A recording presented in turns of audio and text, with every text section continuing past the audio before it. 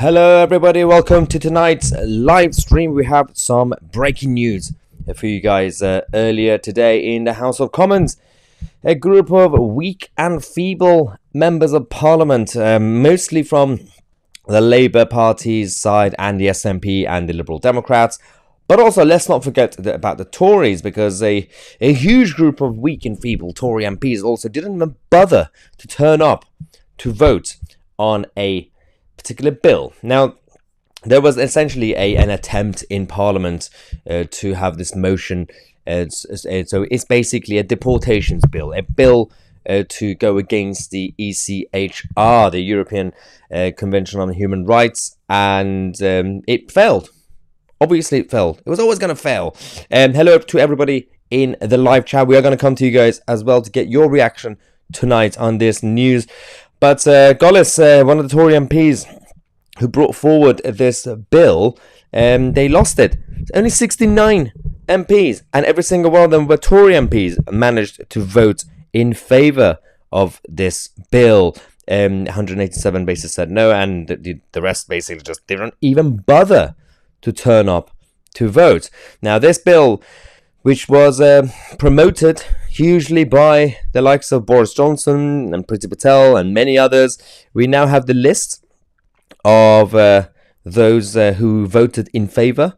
So some of the big names that we have is Nigel Adams, Bill Cash, Simon Clarke, Tracy Crouch, Mark Francois, John Hayes, Philip Hollowbone, Bernard Jenkins, Brandon Lewis, Esther McVeigh, Amanda Milling, Priti Patel, John Redwood, Desmond Swayne, John Whittingdale, and Bill Wiggin. And then, by the way, this is just a short list of some of the bigger names that supported this bill to, as we say, essentially the deportation bill, to make sure that we actually go after the illegal migrants who are currently in this country. And there seems to be no appetite from the political establishment to remove them.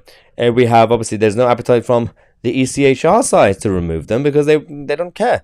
In the name of human rights, everybody should stay. Open your doors to everybody from around the world. You need to welcome every single illegal migrant to come here, even though they are economic migrants and some actually criminals from places like Albania. It doesn't matter. Just call them refugees and everything's going to be fine. This is the problem with the system. And even when you've got the idiotic Tory government under Rishi Sunak, who don't care about the priorities. Yesterday we reported on this channel that Rishi Sunak stood up in the House of Commons, gave us his priorities, how passionate he is in regards to the illegal migration crisis. He wants to tackle it.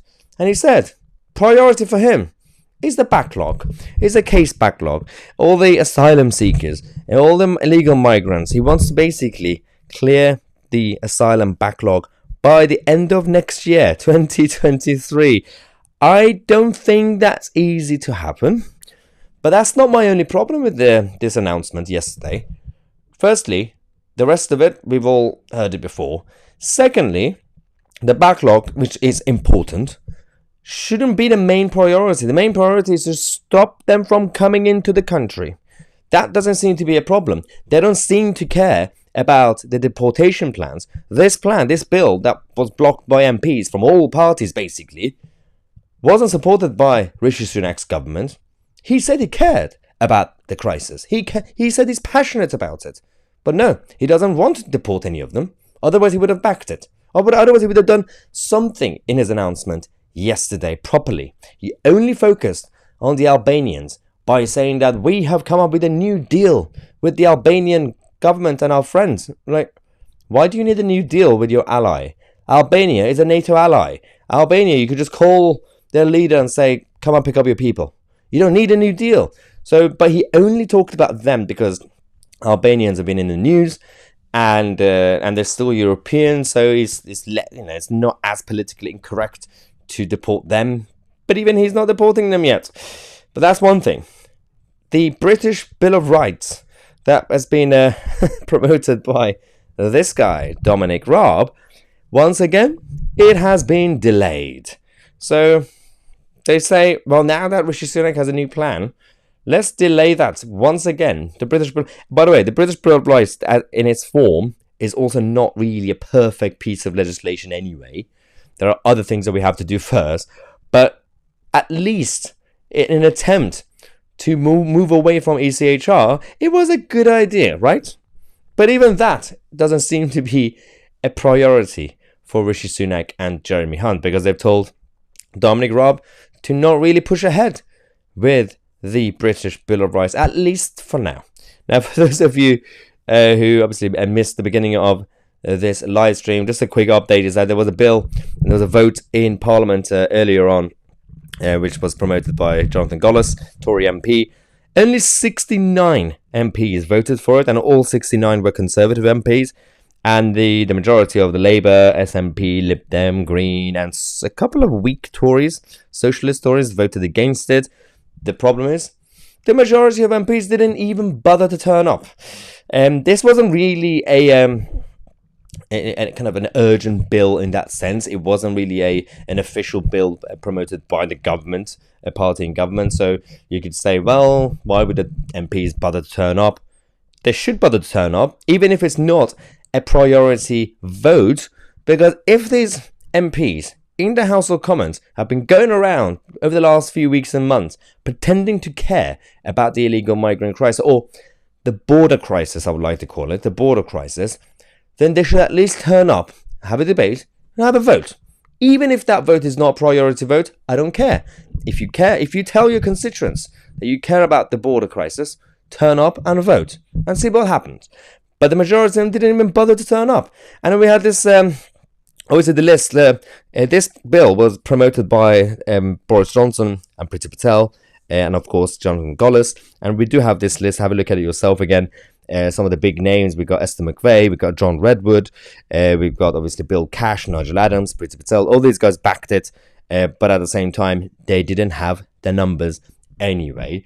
But in reality, everything is about the fact that Rishi Sunak, Jeremy Hunt, and the rest of, not just the Tory government, but my focus is on Starmer. My focus is on Stephen Flynn, the new Westminster leader of the SNP, and of course on Ed Davey. I don't know if we should even bother mentioning the Liberal Democrats and their party leader, Ed Davey, but apparently they're still in Parliament. These guys proactively blocked this bill, proactively voted against it, whilst the Tories didn't even bother to turn up. This is my problem. Let's go to get live chat, see what is going on. There is a bit of a troll in the live chat, so I'm guessing you guys are dealing with them. That's good, lovely. People power. Mark Townsend says, yep, reform UK, vote reform. And what else do we have here? Barb says, we are going to end up a country full of migrant camps and be heading for a disaster. Well, they seem to be now moving them from hotels to holiday parks and student accommodations and army bases. So we are starting to move towards that side, Bob. What else do we have here? We have got a couple of other comments saying vote reform. And at the same time, yep, Vincent saying Labour Party sitting on the fence again with the scum Tories.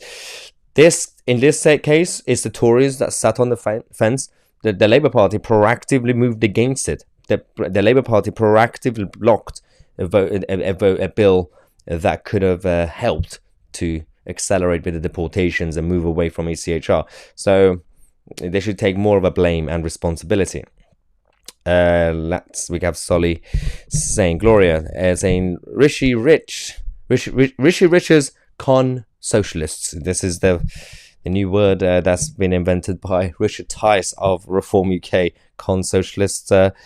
And okay, we have some.